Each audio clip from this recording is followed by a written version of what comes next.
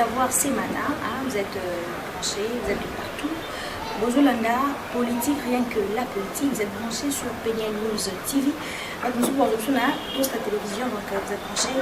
Aujourd'hui, notre télélo, il y a un communicateur et un président au titre de moment. Donc, il y a il y a Congo Support Group. Donc, mais déjà, moi, Namoka, Tigo, c'est quoi d'abord Congo Support? Bon, les alliés Congo en français, les Congo Support en anglais, les alliés Congo Support Right. Les organisation, il y a président qui est président qui est exilé politique, il y a cette bande. Maintenant, biso na Congo Awa, né, ma bien na biso Congo Support Group. C'est-à-dire, nous sommes dans le Congo, nous sommes exilés parce que nous sommes dans le Congo. Alors, chapeau na biso na Congo, les alliés Congo Support Group. Vous avez un niveau en général, vous avez tous les politiciens, tout ça la cas politique. Donc je pense que je peux. Président Nango est en exil? Oui. Le président qui est au moment en Angleterre, le président est exilé politique. C'est-à-dire tout Congolais en étranger, au Quito au moment président. Pourquoi le président au Quito a déjà qui banté pour exercer politique dans Mboka naye, mais a jugé bon à Salango en exil. Bino Bozawa, beaucoup dans 200 sur terrain. Pourquoi il n'a pas jugé bon lui-même de venir travailler ici? Oui, question dans ma lame, dans ce pays dans mais non, ça. Pour bien faire la politique, il ne faut pas obligatoirement nécessairement aux Arnambo. Tout ce qui se passe au Congo, le président Okito a bien très bien dans ce collègue sur la route. Il sait, né de l'Ali, qu'est-ce qui s'était passé dans le Congo, né de l'Angoki, ni les collègues dans le temps. C'est-à-dire, il n'a pas préféré être là-bas pour travailler dans la politique du Congo. Sauf qu'il y a ça, la politique du Congo en Angleterre, c'est parce qu'il y a un professeur en Angleterre. Attends qu'il s'appelle pour le leadership, attends qu'il s'appelle après ça va pour ébélé, et je sais là que après ça court pour et puis Azoya, mais pendant ces moments ici, Azan en Angleterre, mais du fait qu'il connaît la politique congolaise très bien, il y a un moment où Azosa la politique congolaise. Est-ce que vous notez que vous êtes en exil, peut-être, ceux qui ont projeté en 2023 à postuler? Il y aura d'autres personnes qui ont peut-être été, au moins il y a des grands moments extraordinaires, tout ce que Aouti n'est qu'à poto, Aïe n'est qu'à raboyer pour ça. Akoya, il doit être là bientôt. Et là, il est retardé un tout petit, ils ont un confinement. Normalement, en fait, vous en êtes déjà dans le mois d'avril. Selon le programme, autre qui on a commencé à faire, il fallait Azana Bisso déjà à avril. Vu que on va confirmer, surtout dans le Penza, confiné, il y a Rokanga, hop, il m'a coûté. Avec ça, l'autre fois, ceux qui n'ont pas été collés, on ne peut même pas requêter la coiffeur. C'est-à-dire que Aza Penza confiné. Il doit être là bientôt, je crois. Ce moment, on va confirmer si le col a déjà en Angleterre, on va voir qu'ici, il y a Corona. D'ici juin à juillet déjà, on va à Kinshasa. Pourquoi? Parce que Unikin Nabiso a tangici na Mindelemi, na Bakoto Mindelemi. Il veut maintenant venir enseigner ici dans Mazoya. En tant qu'il s'appelle Unikin, le roi Unikin il va venir. Donc je crois, ah oui, ma question, il est autour de mais ce qui est vrai, il doit être là.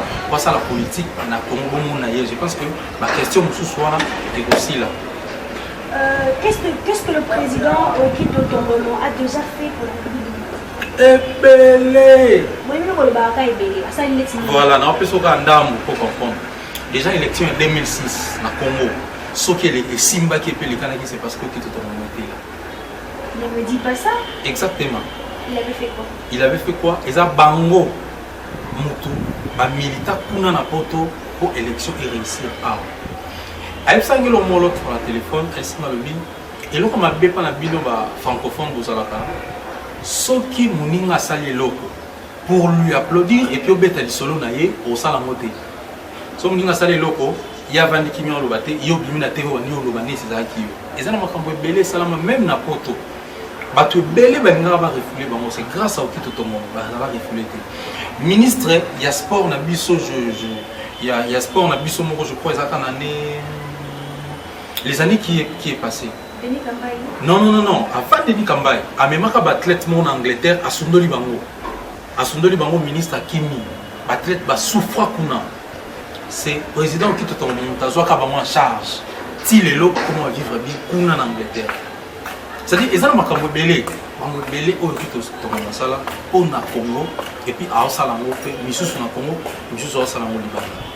Surtout sur le plan politique, makambo belé ou sala makambo to saka to ebelo to vanka Akimi to na boyelo boy salami. Ouais on tu bon mindele mi basali.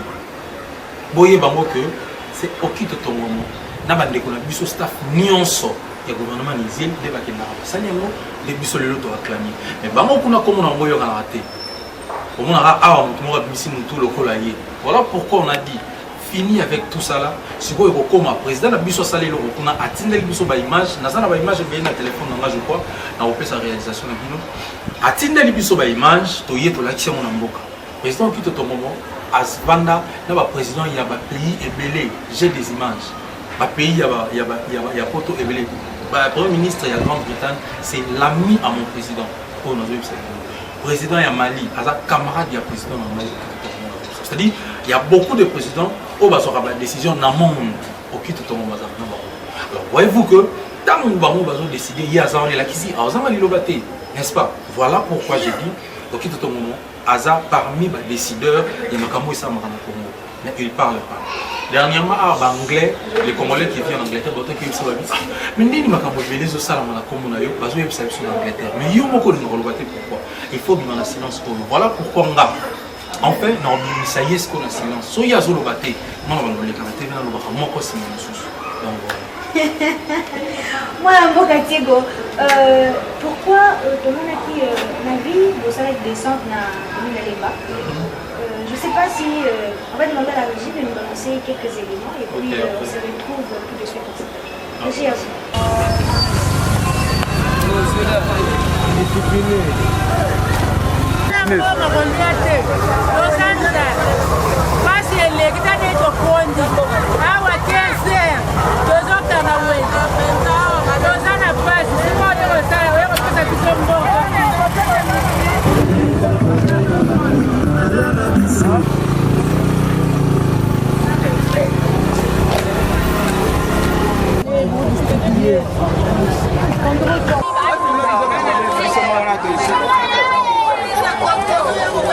Bonjour. Bonjour madame. Tomoni oza mwana ya Mbanzalemba. 100% mwana Mbanzalemba, artiste pe na kati ya Mbanzalemba. Lelo tomoni président Okito ayena fondation ne mobimba awa baye ko sala badon. En fait moi likanisi wana malamu ya sala badon lelo et sali onini. D'abord de Jangai, en tout cas na osenga vraiment réalisation na bino a komisa malobo et pas président Okito. Moi je tiens vraiment à féliciter le président Okito. Biso de botam na Mbanzalemba, moi je suis de la famille Kimokusu. Toebi bâtiment oyo o babenga ngo bâtiment ya papa Okito. Mais papa Okito ye moko na misu tout le monde a été. Toebi ka vivre en étranger. Mais moi ce qui m'a touché c'est de voir une personne qui ne vit pas dans le pays présentement, comme je pourrais dire, qui n'est pas présentement dans le pays, mais qui a quand même le souci de la population congolaise. Donc vraiment, ici Kazanzamba Pambolai. Passe déjà va prendre ton cache-nez pour te protéger. D'accord. Et ton désinfectant. Merci beaucoup. Na sepeli makasi pona président Okito tongo mona geste oyo asali. Aza mwana 100% ya Mbanzalemba awa. Bâtiment oyo ye mutu asomba. Ye azalaka awa. Tina ndenga ye ko voyager. Ezate ke bamona ye peut-être azaki na négligence mais Okito abanda koteka awa. Eza bâtiment na ya banda koteka ye moko. Abanda koteka nini? Abanda koteka basike, baloso, bafufu, bamasango, biloko nyonso, awatie boye, po esa na 5 portes. Comment na lelo batu mususu bakenda rapport bazarasho bakie ba reconnaître bino lusute. Mais comment na ye à reconnaître pe aye ko sunga bino na tangu ya confinement, na tangu ya pandémie ozotungisa moki. Na lobi na Nzambe asunga Okito tongomo, asunga ye po bato mususu babosana ka mutu akia bosani. Mais Okito atika lo bosana te.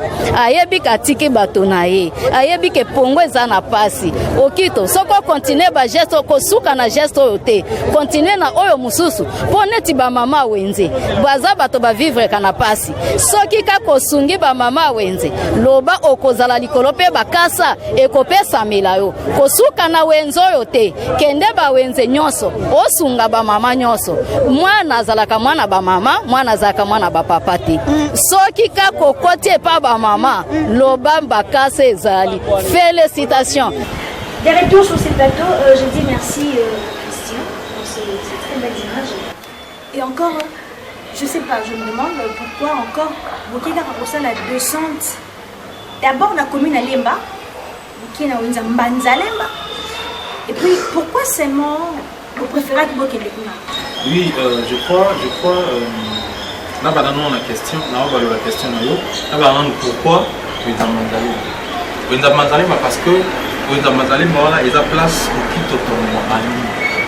Tant on a uniquine, et précisément place tous les bâtiment auto pesaki ezaki na droite na biso boy bâtiment na mobimba ba on manyo so bote kana ba binga ngo bâtiment okito batumsu bate kana batumsu bakoli ba yo kola mazali na sima ba ebite okito ngo ezaki na ndoma ezaki surtout tant ba mona tout sur terrain de ba moni longi ya moto ba binga bâtiment okito et c'est on a biso zalaki pour retrouver bateau yo basa famille na biso et c'est on a chose qui on a pourquoi bazali parce que fallait to bandaka wana pour isa place au président à Koleli. Fallait to zo mato mona ba maman o ba kolisi la biso président to kabola na maman. Alors, to mema ki nini, to mema ki ba cache-nez, ba désinfectant, ba loso et tout. To mema pourquoi? Parce que to za la moment gouvernement il qui ko gouvernement il qui ko lancer confinement na population na RDC après plus précisément la Gombe.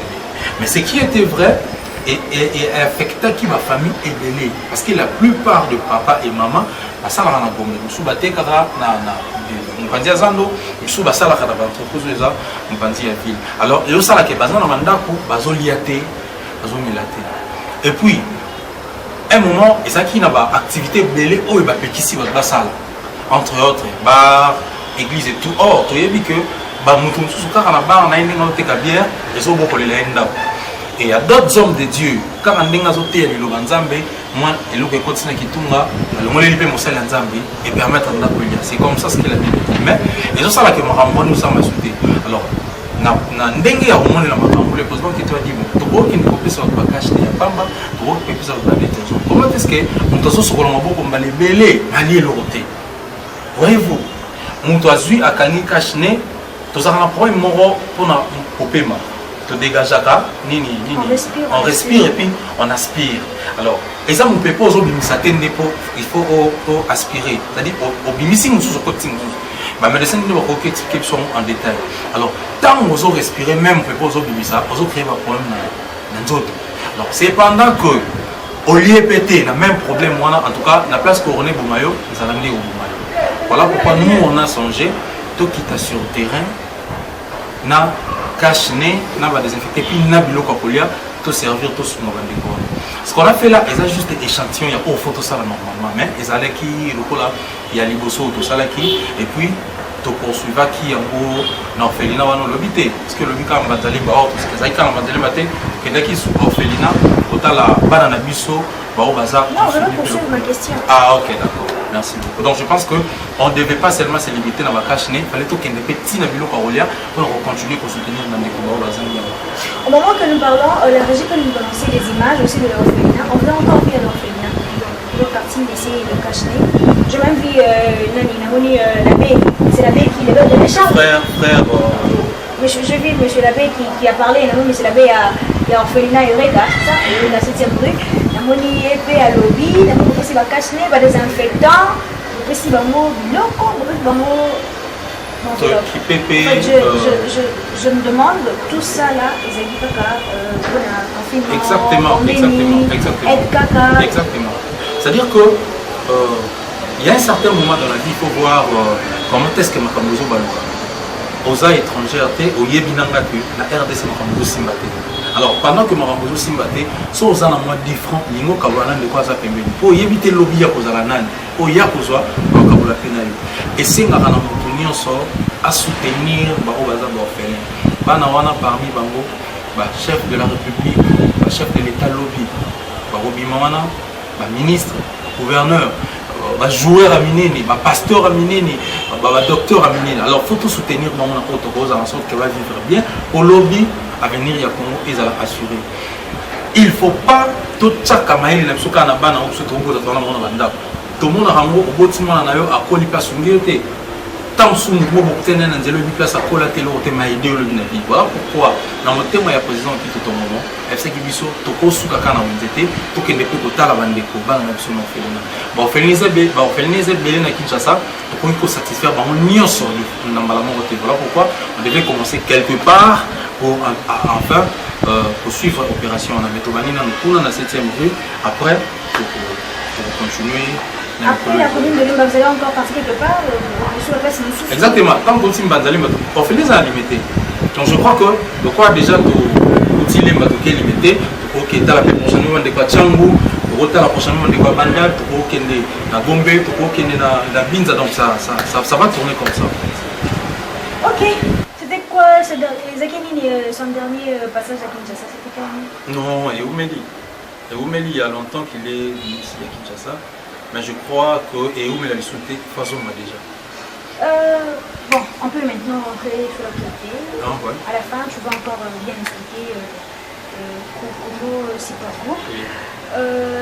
La fin sur mon antenne, comment on a l'élo, Bakangi, Bakamaki et Bongo. Ça t'a inventé en quoi? Ça t'a fait quoi? Parce que tu es aussi un politicien, aux analytes. Comment on a l'élo, Bakangi, mon amboka, mon antenne Bongo, ça t'a fait quoi?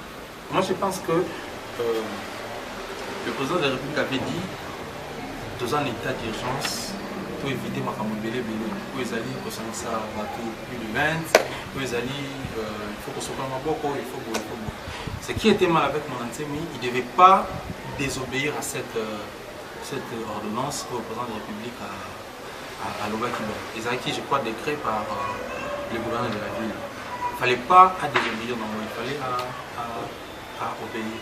Ce que je trouve mal aussi, Ezali, dans le compte, c'est le gouvernement de M. Ezali, ceux qui vont gagner mon antenne, il faut qu'ils marcher parce que les gens, même des gars, mon antenne, même des gars que j'ai. Alors, c'est pendant que le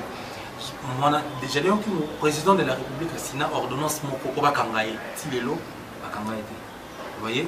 Alors, jusqu'à l'affaire en ça compliqué. Je pense que le gouvernement a dit ceux qui vont gagner mon antenne, il faut pas Kangaye. Donc, il faut ça la bombe. Alors, si on va gagner mon antenne, je ne serai pas d'accord avec eux. Tout le monde est autour on a tabassé la tête. Je pense que ça peut normal. Comment voulez-vous Bokangi Moto, soda, moi je vis des images dans un photo dans le téléphone, ce sont des soldats. Nous sommes mis mousse, nous sommes mis kitty. Il y a mon antenne. Mon antenne n'est pas n'importe qui ici au Congo. Il faut tout retenir mon antenne, c'est n'importe qui. Vous voyez, n'importe qui. Asala na mama yemo, mon antenne est député dans l'Assemblée nationale. C'est-à-dire, à ça, il faut honorer.